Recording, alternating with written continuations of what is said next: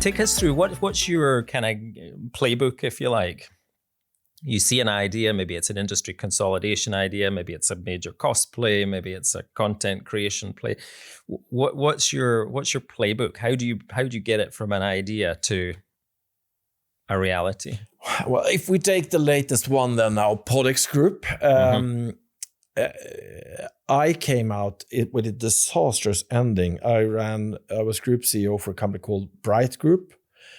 And I was on the board first of this company from 2015, I think. We had to let the CEO go. It was a buy and build case in the tech side of the entertainment business. So it was basically technical solutions for big tours, events, concerts, that kind of stuff. Consolidator, Northern Europe, fine. So I was on the board, could offer advice. It was private equity owned. But it wasn't doing well. So we had to get rid of the CEO. I got on the board of that. Ran that for 3 years. Wasn't doing super great, I must admit, but we were making progress. We made it ready for sale. We were about to sell it, or we had signed everything. We were going to sign the final documents on the 13th of March, year 2020. And the buyers were saying, we need a break clause here. And I was home because I had this bloody flu that came from somewhere in Asia. And I said, okay, yeah, show me the documents and we'll see what they have. They want this break clause because they were afraid of this flu too. And I said, that's going to be fine. It's just going to pass. And what happened was COVID came and we had to fire 85% of our workforce. All our contracts for the summer, all tours and all festivals, everything was canceled. And obviously they pulled out and then they acquired us 1.5 years later. But that was the year 2020. That was a tough year. So I basically, when I couldn't fire 85% of people and justify myself being there. So I handed over to my CFO and left as well. I was still a shareholder. And then they sold it 1.5 years later. But that's when I was sitting there thinking about coming out of COVID, looking at what happened in the podcast world, where the consumption made up very much thanks to people, isolating. Mm-hmm. So they started listening to, podcast at that time had been around for 5-10 years, but it really took off. And then at the same time, an old friend of mine, Staffan, had decided to leave. He was running Bauer Media in the Nordics, radio, and done so for 17 years or something. And they were first out launching the podcast platforms, etc. So I said, let's go and have lunch. And we had lunch in November 2020. I told him, listen, I've built 2 groups in television and film, this one in there. We're consolidating Northern Europe. You've built audio businesses across the Nordics, and you've seen the podcast industry come. This is what I see now. This is what's happening. And so we took a few lunches more, and we decided to have a go at it. So we started building the business plan in the spring of 21. Thought we were going to do it a smaller play in the Nordics. We thought we were going to have friends and family come in, chip in some money ourselves, chip in some money. And companies were going to be smallish. And then meeting one of those friends and families, the guy who's now my chairman, or our chairman, Saki, who I'd worked with before, he said, this is far too good to be on the smaller scale. Let's do it big time. Mm-hmm. Took us to Connie Johnson, the AQT founder, his family office, Carlbo, which is, like it says, family office. It's a huge conglomerate today. The pitch, it was still COVID year times. So so Connie was in his summer house in the summer of 21. I pitched it 20 minutes. He was making sandwiches and he said, fine, we'll do this. And then we started building it, and it's now become, much, much bigger than we thought. In North America, South America, across all of Europe. And we've been sort of expanding the plan, but still it's the same idea, again, in a new wrapping, in a new environment with new people. But I think this one is going to be the greatest. Yeah, you're smiling. But it's so funny. It's And then also I become the CEO again. Staffan wanted to stand back. He is older than I am, and we're probably going to take it to the stock exchange in 2-3 years. And he said, okay, I don't have that in me. And I said, I have it. I'll do it. I'll take it. And I'm enjoying it. Yes. Right. What it's a going to story. be the best one. Yeah. What a story. That's amazing. It's not going to be the biggest, but it's going to be the best. Yeah. There you go. Fantastic. Very good. Now that's another nice link because to something you mentioned before that says, we're talking about concept and deal making here and funding and ideas. But of course, it's the organization that brings it to life. And I know that's something you're very thoughtful of, and particularly as CEO, you lead the team. You've been building the leadership team. How important is getting the leadership team right?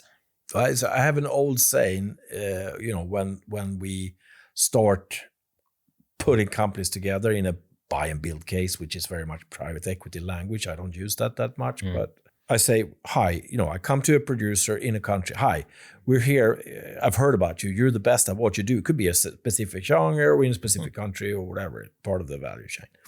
I say, we come here because you're the best at what you're doing.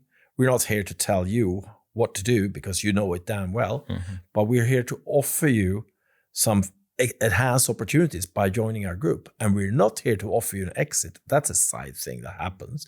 You'll be rich, but that's another thing. I'm asking you to help me build the group. And if I then start sensing that it's the exit side of things that is important, that's not an entrepreneur for us. We want someone who is sort of the local king of the hill to be now a regional or global king of the hill, and with a lot of other kings on that hill, of course. And that's my job to manage all these. And you could end up with a lot of kings using that Absolutely. approach. Yeah. Absolutely. But it's fine. We make them regional kings first, and then we'll take the battles up there, and someone is going to replace me eventually. But asking them to do what they're doing, continue with that, but jointly, way before we sign the papers, start identifying the next generation, finding incentives for them. Because the founders, the entrepreneurs, they're always going to be, if they continue what they're doing and then use the opportunities that we have in our group, then I think they will always do well financially, and they will come up and work and build the group and inspire everybody else. But it's the next generation who's going to make it sustainable. And sounds like bullshit, but it's true. That's what we're really trying to do. It is true, absolutely. Because, when you have your exit, the owners will move on, and then who runs what's left? And so these people are important. And it's refreshing to hear a CEO talk so quickly about the reward side of things. So what does that solution typically look like? How do you look after the next generation and, I suppose, incent them to perform? Yeah, if we take the entrepreneurs at first, they could be in their 30s. This could be the first company, the only company that they've ever worked in, their own company. And then looking at what's happened the last couple of years, we've been building products now. We hadn't bought our first company when Putin invaded the Ukraine. We were on a really good growth trajectory when Trump this year, threw everything up in the air with the liberation speech and the tariffs. So we've been struggling, and for many of these guys, it's the first crisis they've ever experienced. I've had 4 big crises, having to handle, and that's also, quite reassuring, I think, both for the owners and for the younger generation. And then the generation below these guys, they are not maybe entrepreneurs to begin with, but they haven't taken the same kind of risk, but they are very entrepreneurial in their way they operate. Okay. So that's super important to identify. And for the first entrepreneur, those kind of guys, we want to own the majority, but not the full. We very seldom buy everything in the first 3 years. We buy 51, 65, 70%, doesn't really matter. We pay some of that in shares in the group so that they have incentives of cooperating globally and being part of building the group, but they still own a chunk of the business locally. So that's, several of our companies are making dividends, and they still enjoy the dividends. Like we get our dividend, they get theirs, but they also have shares in the group that they can see develop favorably, of course. And for the next generation, we try to, with option schemes locally and globally, try to make them also feel part of the journey by mirroring the same kind of success as their predecessor, their owners are having. And I think that works. It's, but I think, we shouldn't be concerned about talking about money, because most people want to get rich and famous. And when you're young, it's 70% rich, famous and 30% rich. And in my age, it's at least 60-40 and the other way around. It's like with how you do your savings. It's like now it's 70% getting rich. No, but seriously, I think especially in the entertainment industry, people want to create success and being part of creating that success. And that is enough to some extent. Winning awards is great, and getting pads on your back in a great nightclub on a Friday night. Say, "Oh, did you produce that?" We shouldn't underestimate it. Absolutely. But they also should be rewarded, and for us to have the consistency to stay on, because they could, of course, move on and do stuff. Absolutely, yeah, they've got choices. And you talked about the kind of talent that does well in your kind of business. So what I think I heard was a strong entrepreneurial focus, and also somebody who's not just wanting, to cash out, but who's here for the growth journey as well. What else would you put on that list? What else do you look for in the people you bring in? Creating success. Success starts with audience success for us. So we just launched here in the UK. We just launched a new football show called The Good, the Bad, and Football. With I saw that. Good. With Paul Scholes and Nicky Butts, and they are doing tremendously well with the audience. And I was worried, because it's a crowded space, football in the pod space, so to speak, and a lot of them have been going on for years. Some of those characters, the talent is maybe even bigger than these guys that we're working with, but this is a new format. We formatted it in a new way. It's like the guys in the pub talking. It's not from the experts from the top, but it's really the lads talking about the games and sharing memories and anecdotes and stories.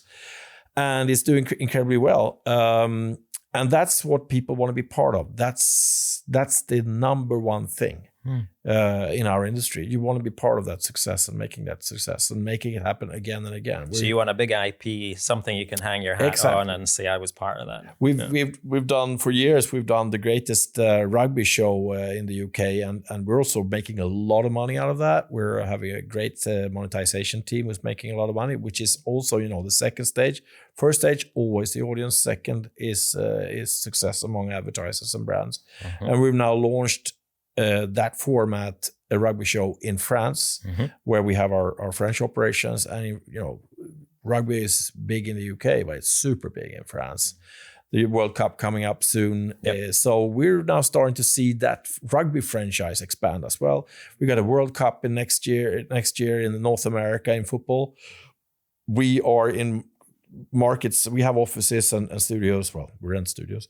We have offices in Buenos Aires, in Mexico City, in New York, LA, and then across. I think the only country that we're in that is most likely not going to the World Cup is Sweden, which is a disaster, of course. You'll need to do something about that, Patrick. Yeah, well, we'll do the podcast anyway. So. But that's the kind of thing that attracts talent. That's off-air talent, on-air talent. That's what you want to work people with. want to be part of something great. Don't they? Absolutely.